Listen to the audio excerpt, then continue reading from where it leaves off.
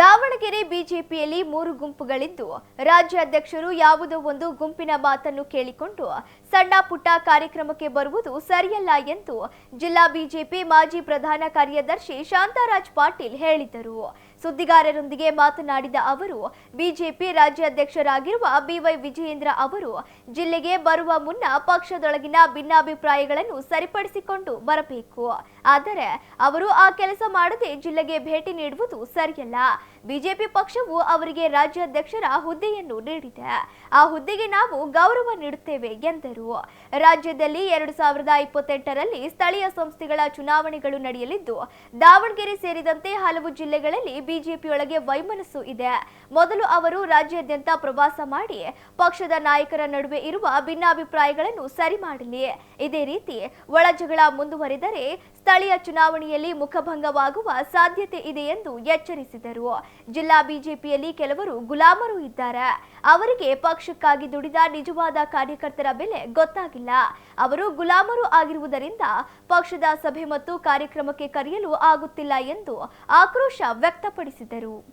ಪಕ್ಷ ಮುಖ್ಯ, ಪಕ್ಷಕ್ಕಿಂತ ದೇಶ ಮುಖ್ಯ ಅಂತೇಳಿ ಚಿಂತನೆ ಮಾಡ್ತಾನೆ ಯಾವ ಜನಸಂಘದ ಕಾಲದಿಂದ ಕಾಂಗ್ರೆಸ್ ತರ ಸರ್ಕಾರ ಅಧಿಕಾರಕ್ಕೆ ಬರಬೇಕು ಅಂತೇಳಿ ಜನಸಂಘ ಕಟ್ಟುವಂಥ ಕಾಲಕ್ಕೆ ಹಾಕಿರ್ತಕ್ಕಂಥ ಆ ತತ್ವ ಸಿದ್ಧಾಂತಗಳ ಅಡಿನಲ್ಲಿ ಭಾರತೀಯ ಜನತಾ ಪಾರ್ಟಿ ಇವತ್ತು ಸಂಘಟನೆ ಆಗ್ತಾ ಇದೆ.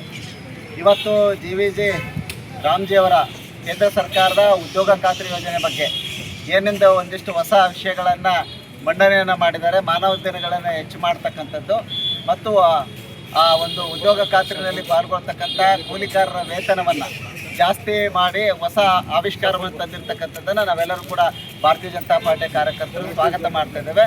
ಆ ಕಾರಣಕ್ಕಾಗಿ ಇವತ್ತು ದೇಶಾದ್ಯಂತ ಇರತಕ್ಕಂಥ ಭಾರತೀಯ ಜನತಾ ಪಾರ್ಟಿ ಅಧಿಕಾರದಲ್ಲಿರ್ತಕ್ಕಂಥ ಎಲ್ಲ ರಾಜ್ಯಗಳಲ್ಲೂ ಕೂಡ ಅದನ್ನು ಜಾರಿಗೆ ತರುವಂಥ ಕೆಲಸವನ್ನು ಮಾಡಿದ್ದಾರೆ. ಇವತ್ತು ಕರ್ನಾಟಕ ಒಳಗೊಂಡಂತೆ ದೇಶದ 3-4 ರಾಜ್ಯಗಳಲ್ಲಿರ್ತಕ್ಕಂಥ ಕಾಂಗ್ರೆಸ್ಸು ಮತ್ತು ಕಮ್ಯುನಿಸ್ಟ್ ಇರ್ತಕ್ಕಂಥ 1-2 ರಾಜ್ಯಗಳು ಇವತ್ತು ಇಂತಹ ಒಂದು ಯೋಜನೆಗಳನ್ನು ಅನುಷ್ಠಾನಕ್ಕೆ ತರಲಿಕ್ಕೆ ವಿಫಲ ಆಗಿದ್ದಾರೆ. ತಾವು ಬಹುಮುಖ್ಯವಾಗಿ ಒಂದು ಒಳ್ಳೆಯ ಪ್ರಶ್ನೆಯನ್ನು ಕೇಳಿದ್ರಿ, ಯಾಕೆ ತಾವು ಭಾಗವಹಿಸ್ತಾ ಇಲ್ಲ, ಹೋಗಿಲ್ಲ ಅಂತೇಳಿ. ಪಾದಯಾತ್ರೆ ತಾಲೂಕು ತುಂಬ ಏನು ನಡೆದಿಲ್ಲ. ಹೊನ್ನಾಳಿಯಿಂದ ಹನುಮಸಾಗರ ಇರ್ತಕ್ಕಂಥ 3.5-4 ಕಿಲೋಮೀಟ್ರು, ಇವತ್ತೊಂದು 5-6 ಕಿಲೋಮೀಟ್ರು ಇವತ್ತು ಏನು ಪಾದಯಾತ್ರೆ ಮಾಡ್ತಕ್ಕಂಥದ್ದು ಸರಿ ತಪ್ಪು ಅನ್ನುವಂಥ ವಿಚಾರ ಅಲ್ಲ. ಇಲ್ಲಿ ಬಂದಿರತಕ್ಕಂಥ ಪ್ರಶ್ನೆ ನೀವು ಕೇಳ್ತಕ್ಕಂಥದ್ದು, ಇವತ್ತು ಆ ಕಾರ್ಯಕ್ರಮದ ಸಮಾರಂಭಕ್ಕೆ ಬರ್ತಕ್ಕಂಥ ಏನು BJPಯ ರಾಜ್ಯಾಧ್ಯಕ್ಷರು ಬಿವೈ ವಿಜಯೇಂದ್ರ ಅವರು ಬರ್ತಾ ಇದ್ದಾರೆ, ತಾವು ಯಾಕೆ ಹೋಗಿಲ್ಲ ಅಂತಕ್ಕಂಥ ಪ್ರಶ್ನೆಯನ್ನು ಕೇಳಿದೆ. ಬಹುಶಃ ನಾನು ಇರ್ತಕ್ಕಂಥ ಭಾರತೀಯ ಜನತಾ ಪಾರ್ಟಿಯ ಕಾರ್ಯಕರ್ತರು ಅತ್ಯಂತ BJPಯ ಶಿಸ್ತಿನ ಸಿಪಾಯಿಗಳು ಅಂತ ನಾವಂತೂ ಭಾವಿಸ್ಕೊಂಡಿದ್ದೇವೆ. ಅದೇ ರೀತಿಯಲ್ಲಿ ಮನಸ್ಥಿತಿಯನ್ನು ಕೂಡ ಇಟ್ಕೊಂಡಿದ್ದೇವೆ. ಆದರೆ ಕರ್ನಾಟಕ ರಾಜ್ಯ ಅಷ್ಟೇ ಅಲ್ಲ, ದಾವಣಗೆರೆ ಜಿಲ್ಲೆಯಲ್ಲಿ ಭಾರತೀಯ ಜನತಾ ಪಾರ್ಟಿ ಇವತ್ತು 3 ಭಾಗ ಆಗಿದೆ. 3 ಭಾಗ ಆಗಿರ್ತಕ್ಕಂಥ ಭಾರತೀಯ ಜನತಾ ಪಾರ್ಟಿ ಜೊತೆಯಲ್ಲಿ ಬಹುಶಃ ಸನ್ಮಾನ್ಯ ಶ್ರೀ ಬಿವೈ ವಿಜಯೇಂದ್ರ ಅವರು ರಾಜ್ಯಾಧ್ಯಕ್ಷರಾದ ತರುವಾಯ ಬಹುಶಃ ಇಂತಹ ಯಾವ್ಯಾವ ಜಿಲ್ಲೆಗಳಲ್ಲಿ ಇಂತಹ ಘಟನೆಗಳಿದ್ದಾವೋ ಅಲ್ಲಿರ್ತಕ್ಕಂಥ ಮುಖಂಡರನ್ನು ಒಗ್ಗೂಡಿಸ್ತಕ್ಕಂಥ ಕೆಲಸವನ್ನು ಮಾಡಬೇಕಾಗಿತ್ತು. ಬಹುಶಃ ನನಗೆ ಅನಿಸ್ತಕ್ಕಂಥದ್ದು ಈ ಸಂದರ್ಭ ಹೊನ್ನಾಳಿ ಮತ್ತು ನ್ಯಾಮತಿಯ ಪಟ್ಟಣ ಪಂಚಾಯತಿ ಪುರಸಭೆಗಳ ಚುನಾವಣೆ ಇದೆ. ಜಿಲ್ಲಾ ಪಂಚಾಯತಿಯ ಚುನಾವಣೆ ಹೊಸ್ತಿನಲ್ಲಿ ನಾವೆಲ್ಲರೂ ಕೂಡ ಇದ್ದೇವೆ.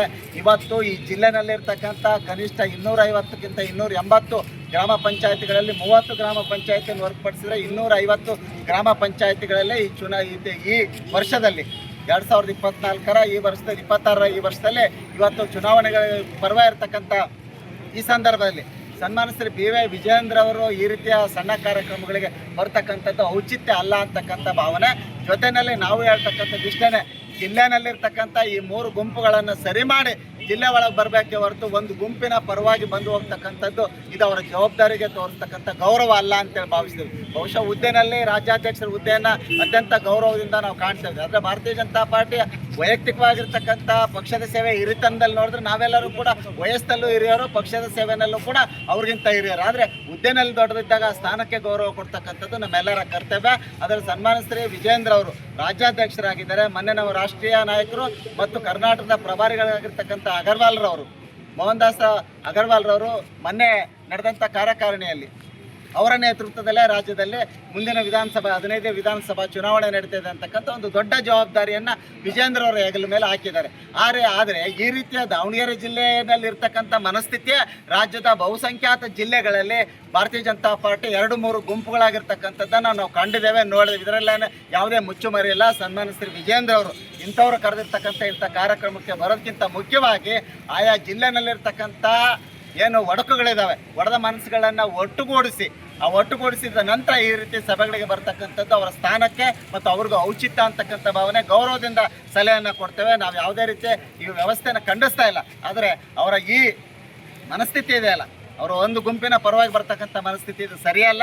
ಇವತ್ತು ದಾವಣಗೆರೆ ಜಿಲ್ಲೆಯಲ್ಲಿ 8 ಕ್ಷೇತ್ರಗಳನ್ನು ಗೆಲ್ಲಬೇಕು ಅಂದರೆ ಇಲ್ಲಿರ್ತಕ್ಕಂಥ ಈ ಸಮಸ್ಯೆಯನ್ನು ಬಗೆಹರಿಸ್ಕೊಂಡು ಜಿಲ್ಲಾ ಕಾರ್ಯಕ್ರಮಗಳಿಗೆ ಬರಬೇಕು. ಬಹುಶಃ ನಾವು ನಿನ್ನೆ ಯಾವುದೋ ಒಂದು ಕಾರಣಕ್ಕೋಸ್ಕರವಾಗಿ ಪ್ರೊಟೆಸ್ಟ್ ಮಾಡೋದನ್ನು ಬೇಡ ಅಂತ ಯೋಚನೆ ಮಾಡಿ ನಿಲ್ಲಿಸಿದ್ವಿ. ಯಾಕೆಂದರೆ ಒಂದು ಶಿಸ್ತಿನ ಪಕ್ಷದ ಕಾರ್ಯಕರ್ತರಾಗಿರ್ತಕ್ಕಂಥ ನಾವು ಸನ್ಮಾನ್ಯ ಶ್ರೀ ರಾಜ್ಯಾಧ್ಯಕ್ಷರು ಬರುವಂಥ ಕಾರ್ಯಕ್ರಮ ಅಗೌರವ ತೋರಬಾರ್ದು ಅಂತ ಬಹುಶಃ ದಾರಿ ಮಧ್ಯದಲ್ಲೇ ನಾವು ಹೋಗ್ಬಿಟ್ಟು ಅವರಿಗೊಂದು ಮನವಿಯನ್ನು ಕೊಟ್ಟು ಇದು ಸರಿಯಲ್ಲ, ನೀವು ಬಂದದ್ದು ಜಿಲ್ಲೆನಲ್ಲಿ BJPಯನ್ನು ಸರಿ ಮಾಡಿ ಜಿಲ್ಲೆ ಒಳಗೆ ಬರಬೇಕು. ಇದೇ ರೀತಿ ನಾಡಿನಾದ್ಯಂತ ಇರ್ತಕ್ಕಂಥ ಏನು ಜಿಲ್ಲೆಗಳಲ್ಲಿ ಯಾವ ಒಡಕಿದೆ ಅದನ್ನು ಸರಿ ಮಾಡ್ತಕ್ಕಂಥ ಕೆಲಸವನ್ನು ನೀವು ಮಾಡದೆ ಹೋದರೆ ಭಾರತೀಯ ಜನತಾ ಪಾರ್ಟಿ ಕರ್ನಾಟಕದಲ್ಲಿ ಮತ್ತೊಮ್ಮೆ ಉದಯಿಸಲಿಕ್ಕೆ ಸಾಧ್ಯ ಆಗಲ್ಲ. ಆ ಮನಸ್ಥಿತಿಯನ್ನು ಸರಿ ಮಾಡ್ತಕ್ಕಂಥ ಜವಾಬ್ದಾರಿ ನಿಮ್ಮ ಹೆಗಲ ಮೇಲಿದೆ, ಅದನ್ನು ಮಾಡಬೇಕು. ಕರೆದ ತಕ್ಷಣ ಸಣ್ಣ ಪುಟ್ಟ ಕಾರ್ಯಕ್ರಮಗಳಿಗೆ ತಾವು ದಯಮಾಡಿ ಬರಬಾರ್ದು. ಹಿಂದೆ ಒಂದು ಸಾರಿ ಕ್ರಾಂತಿವೀರ ಸಂಗೊಳ್ಳಿ ರಾಯಣ್ಣ ವೃತ್ತದಲ್ಲಿ ಸಂಗೊಳ್ಳಿ ರಾಯಣ್ಣಗೆ ಮಾಲಾರ್ಪಣೆ ಬೈಕ್ ರ್ಯಾಲಿ ಅಂತ ಮಾಡಿದ್ರು. 32 ಬೈಕಿಲ್ಲ ಒಬ್ಬ ರಾಜ್ಯಾಧ್ಯಕ್ಷರು ಬಂದಾಗ.